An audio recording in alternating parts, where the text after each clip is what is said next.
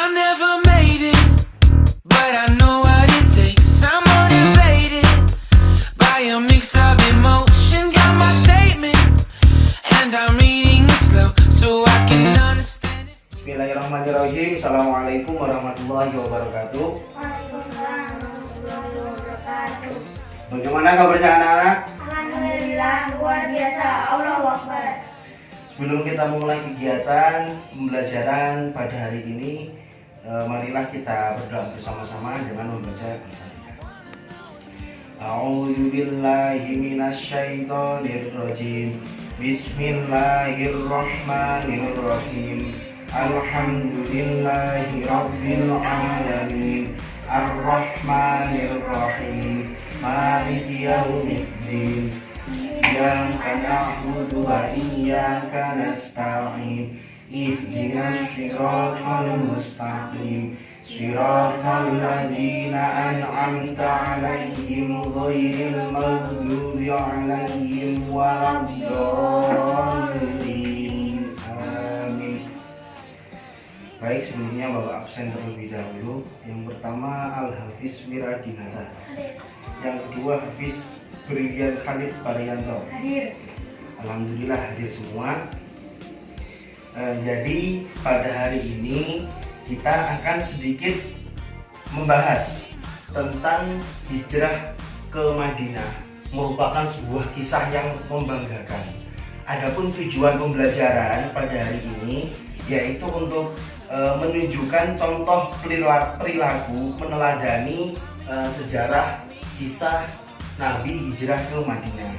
Dan yang kedua, menerangkan sejarah hijrah Nabi ke Madinah. Dan yang terakhir, menunjukkan strategi dakwah Nabi di Madinah. Jadi di sini akan Bapak bagi menjadi dua kelompok. Yang pertama Al-Hafiz Wiradinata yang nantinya akan membahas tentang sebab dari hijrahnya Nabi. Dan kelompok yang kedua Hafiz akan membahas tentang berita gembira dari SD. Bapak berikan waktu 15 menit, silakan dibaca, silakan berdiskusi dengan kelompoknya. Ya, langsung saja buat kelompok 1, silakan maju ke depan.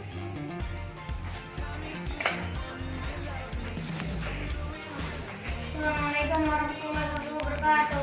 Waalaikumsalam warahmatullahi wabarakatuh. Sebab-sebab Nabi hijrah. Setelah Nabi Muhammad SAW berdakwah secara terang-terangan, hantaman dan siksaan dari kafir Quraisy mulai meningkat. Berbagai cara dilakukan kafir Quraisy agar Nabi Muhammad SAW tidak meneruskan dakwahnya. Bertahun-tahun Nabi Muhammad SAW menyerukan Islam di Mekah, tetapi hasilnya hanya sedikit yang mengikuti ajarannya. Isra Mi'raj peristiwa itu terjadi setahun sebelum hijrah ke Madinah, tepatnya 27 Rajab 621 Masehi. Pada peristiwa itu Allah Subhanahu wa taala memperlihatkan tanda-tanda keagungan dan kekuasaannya. Setelah Isra Mi'raj, Nabi meneruskan dakwahnya dan mengabarkan peristiwa yang dialaminya. Kabar itu membuat kafir Quraisy menganggap Nabi Muhammad SAW telah melakukan pembohongan. Usaha-usaha pembunuh terhadap Nabi Muhammad SAW dan pengikutnya terus digalakkan. Kelompok 2 silakan bertanya. Apa yang dimaksud dengan Amul Huzni? Silakan jawab. Siti Khadijah dan Abu Thalib berpulang ke rahmatullah dalam waktu yang hampir bersamaan. Kehilangan kedua orang tersebut merupakan masalah serius bagi Nabi Muhammad SAW dalam menjalankan dakwah Islamiyah di Mekah. Ya. Kita berikan tepuk tangan buat kelompok 1. Ya, silakan ditutup. Assalamualaikum. Waalaikumsalam warahmatullahi wabarakatuh. Kelompok 2 silakan.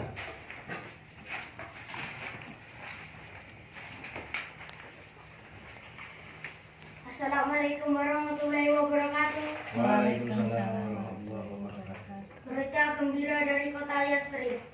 Pada tahun 620 Nabi Muhammad SAW bertemu 6 orang Yastrib dari kabilah Qadrah yang berhijrah ke Mekah. Nabi Muhammad SAW mengajak mereka untuk masuk Islam. Islam. Mereka menyambut dengan baik ajakan itu dan menyatakan masuk Islam. Pada tahun 621 Masehi, seorang Muslim Yakrib beserta 6 orang teman yang lain sebagai utusan kabilah Hijrah dan Aus mendatangi Nabi Muhammad SAW. Keenam orang tersebut masuk Islam dan melakukan perjanjian di tempat yang bernama Aqabah. Rencana hijrah Nabi Muhammad SAW didengar oleh kafir Quraisy. Kaum Quraisy pun akhirnya merencanakan pembunuhan terhadap Nabi Muhammad SAW. Kafir Quraisy khawatir Islam akan berkembang di Yakrib. Nabi Muhammad menyuruh Ali bin Abi Thalib supaya memakai selimut beliau dan berbaring di tempat tidurnya. Atas izin Allah, Nabi Muhammad SAW berhasil keluar dari rumahnya dengan selamat. Nomor 1 silakan bertanya. Apa isi dari perjanjian Aqabah? Kami tidak akan mempersatukan Allah dengan sesuatu yang lain. Kami tidak akan mencuri, berzina, dan membunuh anak-anak. Kami tidak akan saling memfitnah dan kami tidak akan mendurhakai Nabi Muhammad SAW. Kita berikan tepuk tangan buat nomor 2. Silakan itu. Wassalamualaikum warahmatullahi wabarakatuh. Waalaikumsalam warahmatullahi wabarakatuh. Jadi Bapak jelaskan bahwa hijrah ke Madinah sebuah kisah yang membanggakan.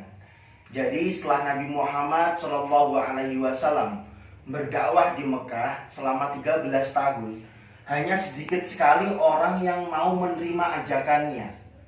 Banyak orang yang menentangnya, bahkan mengancam akan membunuh Nabi Muhammad SAW. Karena itulah kemudian Rasulullah SAW memutuskan untuk hijrah ke Madinah. Di sini telah Bapak rangkum di dalam peta konsep.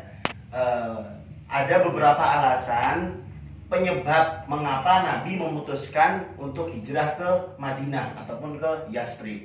Di sini yang pertama, bertahun-tahun Nabi berdakwah, tetapi hasilnya sedikit yang mau mengikutinya. Kemudian yang kedua, mendapatkan tekanan dari kafir Quraisy, terlebih ketika istri dan pamannya wafat. Jadi sebelum Nabi hijrah ke Madinah, beliau mengalami peristiwa yang namanya Isra Mi'raj. Apa itu Isra? Isra merupakan perjalanan Nabi dari Mekah ke Yerusalem, dari Masjidil Haram ke Masjidil Aqsa. Sedangkan Mi'raj merupakan peristiwa yang terjadi, yang dialami oleh Nabi dari bumi ke langit, ke Sidratul Muntaha. Peristiwa ini terjadi pada tanggal 27 Rajab. Dan hasil dari peristiwa Isra Mi'raj ini yaitu perintah untuk melaksanakan sholat. Setelah melakukan peristiwa Isra Mi'raj, di sini ada materi selanjutnya yaitu berita gembira dari Yastrib. Di sini pada tahun 620 Masehi, Nabi bertemu dengan 6 orang dari kabilah Khazraj di Mekah. Jadi di sini pada musim haji, Nabi Muhammad menyebarkan agama Islam. Nabi Muhammad mengajak orang-orang yang datang ke Mekah untuk memasuk agama Islam. Nah, di sini ada 6 orang dari kabilah Khazraj dari Madinah. Itu Nabi mengajak, ayo masuk Islam.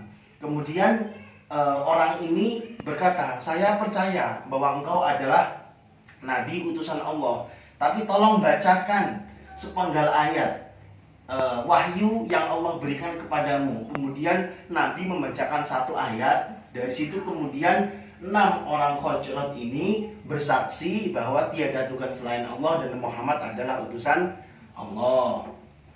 Kemudian selanjutnya pada tahun 621 Masehi, 6 orang lagi utusan dari kabilah Khazraj dan Aus masuk Islam. Di sini kemudian Nabi melaksanakan perjanjian Aqabah. Perjanjian Aqabah seperti yang ditanyakan oleh Mas Hafiz tadi, bahwa isinya itu merupakan perjanjian untuk tidak menyembah selain Allah. Kemudian perjanjian untuk tidak mencuri dan untuk tidak berbuat zina. Setelah ini Nabi Muhammad SAW mempunyai rencana untuk hijrah ke Madinah. Namun kafir Quraisy mendengar kabar tersebut. Akhirnya orang-orang kafir Quraisy berencana akan membunuh Nabi Muhammad SAW. Nah, di sini kemudian Nabi Muhammad mengutus Sayyidina Ali untuk menggunakan bajunya, selimutnya untuk tidur di tempat ataupun di kamarnya Nabi Muhammad. Dan di situ kemudian orang kafir Quraisy itu akan niatnya membunuh Nabi, tapi ternyata ketika akan dibunuh, yang ada di dalam rumahnya Nabi itu adalah Sayyidina Ali. Nabi Muhammad sudah pergi berhijrah bersama sahabat Abu Bakar.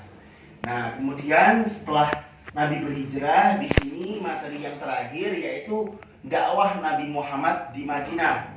Jadi setelah Nabi Muhammad sampai di Madinah, beliau mendapat sambutan yang sangat meriah, sambutan yang sangat istimewa. Beliau diperlakukan dengan sangat istimewa oleh masyarakat Madinah.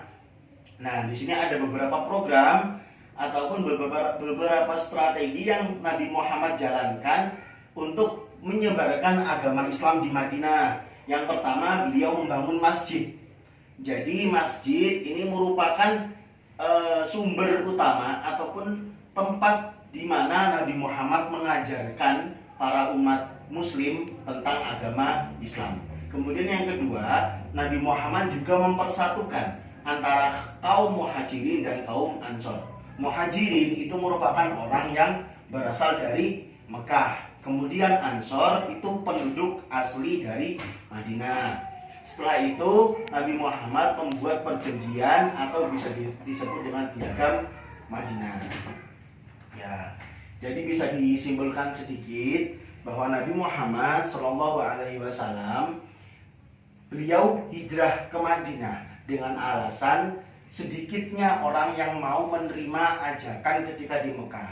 Selain itu juga mendapat tekanan dari kafir Quraisy. Selanjutnya ada 6 orang dari kabilah Khazraj yang berasal dari Madinah. 6 orang ini merupakan awal dari keislaman masyarakat Madinah.